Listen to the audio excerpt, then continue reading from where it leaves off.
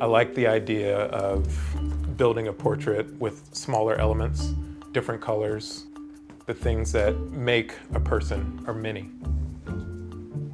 I'm trying to look between the lines of the painting and see how many steps it takes to get from a highlight to a shadow.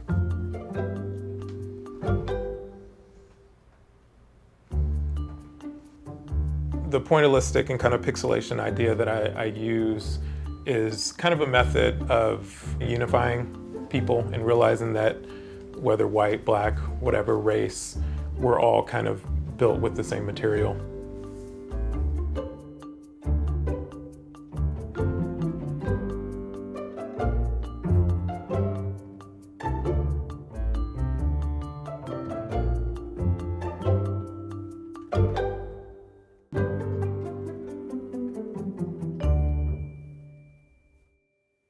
In my early life, basketball was pretty much everything.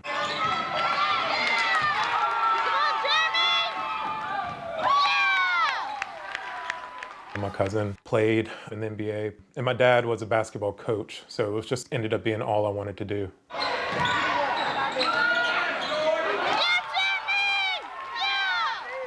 I went off to college, realized pretty quickly that basketball really wasn't what I wanted to do, so I transferred back to Charlotte, North Carolina, where I'm from, and joined the art department there and focused on art and been making it ever since. I had all these old photos. I printed them off on my dad's computer and blew them up, and when I blew them up, I started to see like the pixels, like the greens and the pinks that come through in skin tones, and I thought that was kind of interesting. So I ended up basically recreating these like digitized versions of my friends.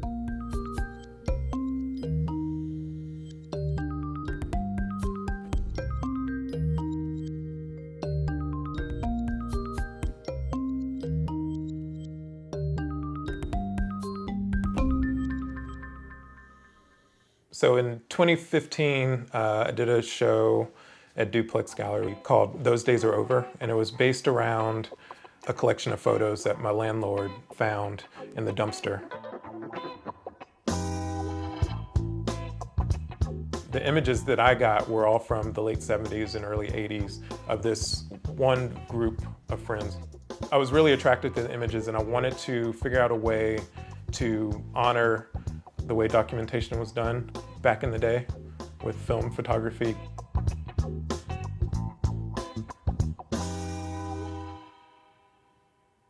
Early on, my art was portrait-based, and I was painting a lot of images of friends and people having a good time and pretty lighthearted work.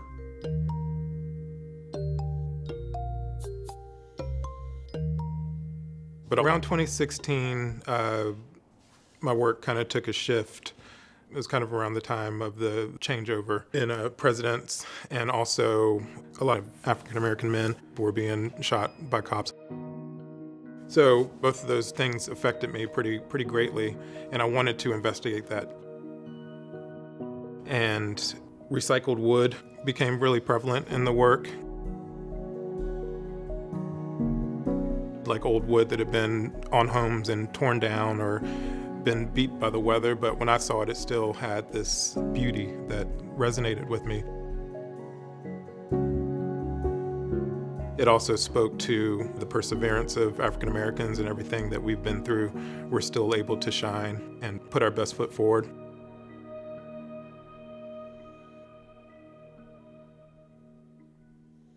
And Education was a body of work that I did that was exhibited at Pear Gallery downtown.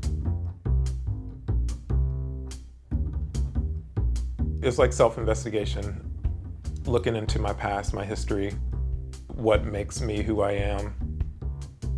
There's a painting in the show called Coach that's a painting of my dad and my big brother when he was a baby.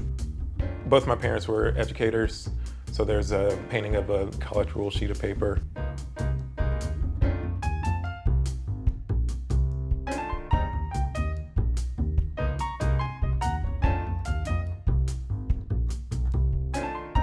There was something about that show that felt like the work was sticking with people a little bit longer and like sticking to people.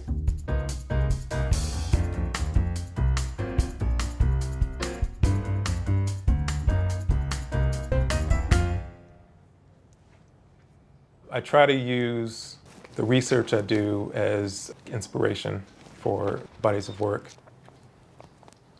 The images that I find in the research that I do jumps out at me. I want the paintings to do that same thing to the viewers when they see it. I'd been thinking about this idea for a long time of Shirley cards, which are basically the cards that they used in like early Kodak film to figure out color for processing. And a lot of the early Shirley cards were based off of Caucasian people, so white skin, light skin, and darker shades of people weren't taken into account. So I thought it would be really interesting to do these paintings that I see as basically black Shirley cards.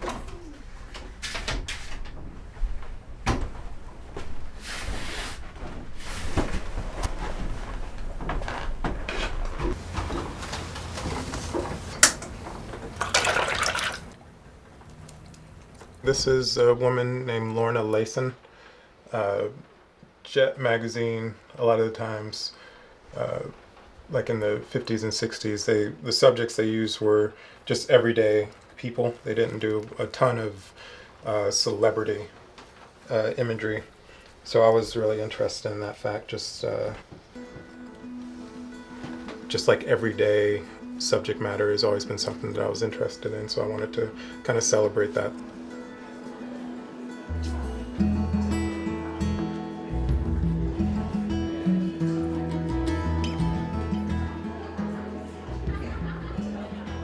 I guess the main thing that I've realized over the course of making art is that I love exhibiting the work and being able to speak to everybody, like without having to speak to everybody.